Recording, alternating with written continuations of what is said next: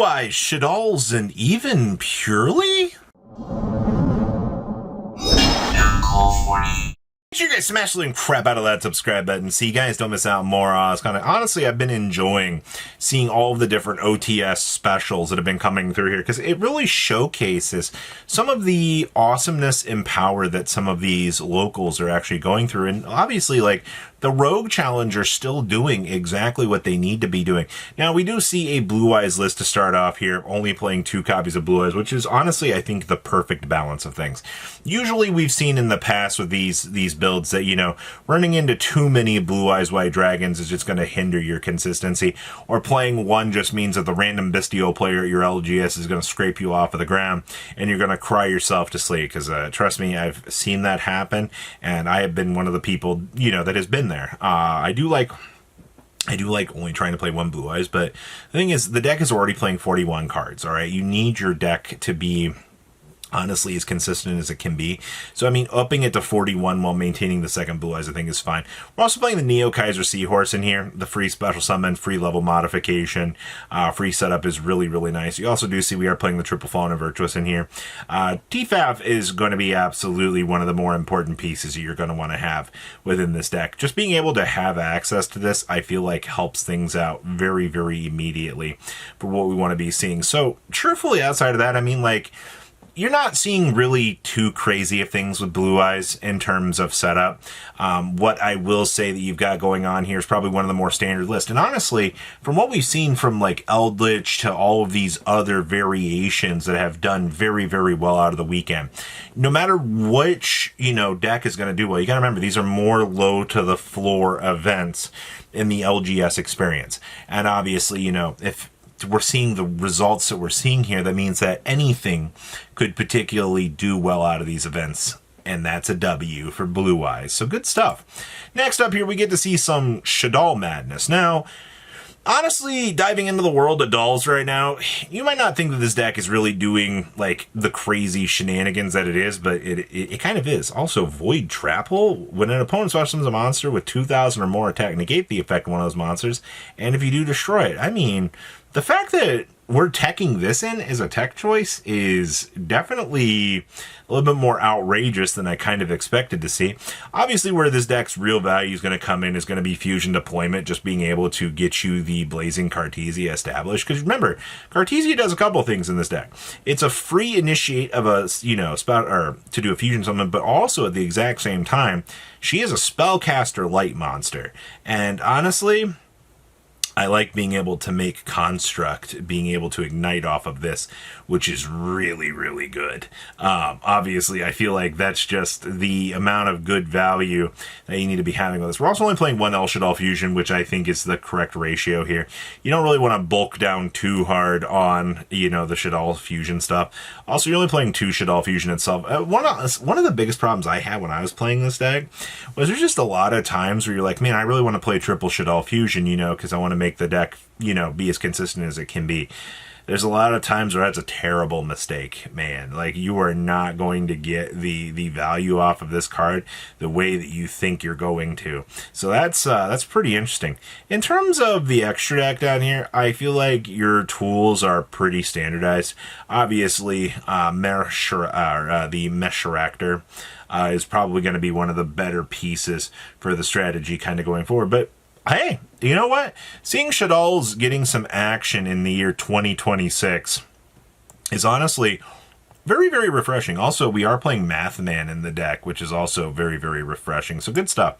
Next up is something that I would consider is an abomination in the meta running around. Actually seeing a Purrely deck running around in today's environment is essentially really unheard of. You know, you don't really see this deck really being a physical threat to the meta. But then I realized a lot of people just don't really have outs to this giant fucking cat that is just gonna wage war on people. And that was something that one duelist noticed not once but twice this weekend. There's actually a multiple support run of Purrely just doing exceedingly well out of its events. And I think a lot of this just has to do with this deck just gets the chance to be a giant pain in the ass for a lot of people. And that's actually kind of crazy to see. Now, there's also the interaction here with Pharah. Pharah gets to do a couple of nasty things in this deck. Pharah gets to basically, when it's pitched off for, you know, your Purrely stuff, I'm also pretty sure that this is going to be able to guarantee that you're going to get to steal something from the opponent, which is very, very nasty in the sense of things, which is good. But also, Pharah getting you protection to make sure that your stuff will resolve is going to kind of be crazy, to say the least. They've also got Pot of Sloth built in here to be able to kind of go second, which is nice. If the deck has to go first, I said we've got Thrust to be able to pull into different dimension ground. This deck feels like it is taking all of the toxicness that, you know, we're used to seeing within the format, and it's jam-packing it into a good spread of tech choices just to be able to cover its bases and get the job done, which, you know, kudos to actually seeing that happen. Honestly, though, your Mulch Armies in the side deck is fine. Putting more of an emphasis on the Purrelys, I think, is okay. This deck is nasty. Next up here, we have Vanquish Soul with Black Chaos good stuff. First of all, this comes back to the original point that we have seen with a lot of these discussions.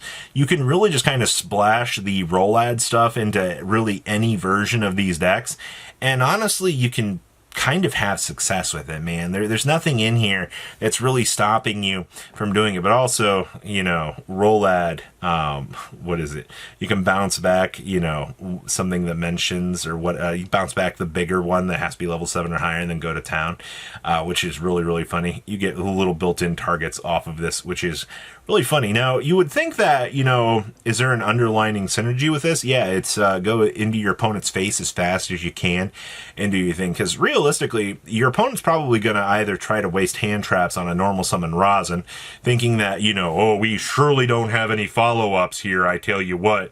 And then all of a sudden, you know, you just bridge into the roll-ad stuff and your opponent's just like, oh, God, like, now I have to deal with, you know, the ritual stuff on top of what we're dealing with. Also, you don't really, if you're looking like it exceeds stuff here to like try to bridge into these other things, I mean, like Black Chaos is level 8. You don't get much of an extra deck access or additions to this stuff. So like, if you're like, well, maybe this opens up some extra deck lines. No, not really. I think the most interesting things that you kind of get are just additional control options, recurability back in the spell department, which is kind of nice. I mean, hey, if your opponent actually, you know, blows up your good card here, you know, there is something to be said about trying to pull this back off of the Black Chaos, which, you know, if we're opening up doors like that to try to put more of that pressure on the opponent, well, then shucky darn, you know, that's the kind of stuff that I do want to see actually being amplified in this deck. So definitely kind of cool. And then last but not least, we have some Sky Striker good stuff. You've been seeing a decent amount of Sky Striker kind of doing well. It's just going to depend on, you know, variations and things that they want to do. This list is playing double rows because they are playing 2 Desires. I still hate this card in this deck. Like, honestly, it's good, but it's bad. We're also playing 1 MST to be able to pull into off of the Radiant Typhoon Vision. Also, you know, maybe to be able to pull it back depending on the situation. Immediate spell value is what this deck wants to see. I see we're also not playing any crowns in the main deck. We're choosing to play 2 droplets instead, which I think is fine, right? Droplets' job is just to be able to, you know, get you a little bit of control to do your thing. You've also got a pretty extensive hand trap ratio here. You're playing 9 hand traps in the deck. You also see 2 Bell, 2 Ogre, which is kind of nice to kind of see a nice little stark contrast here within the differences of things, which is good. Side deck, yeah, we have an Eagle Booster. I mean, there's no reason for you to not be playing Eagle Booster, right? Like, it gives you immediate protection, make sure that your monster can't die by battle. That's usually the reason why you choose to play this, is just to, you know, get some immediate value for protection. I also see we're playing the Iron Thunder as well. Oh my god. And of course, we have some Evenlys to go into DD ground. It's almost like these are the same tricks we've been seeing for a little while in these lists. But outside of that, I mean, the OTS Championship, we've seen some pretty interesting things. I think Vanquish was one of the more surprising things to actually see pop up out of the weekend, but this also just kind of showcases, you know, gosh darn it, roll-ad doing roll-ad things and being absolutely a good deck. So please leave a comment down below, tell me what you guys think, and I'll see your beautiful faces back here in a day, guys. Patrons! Thank you.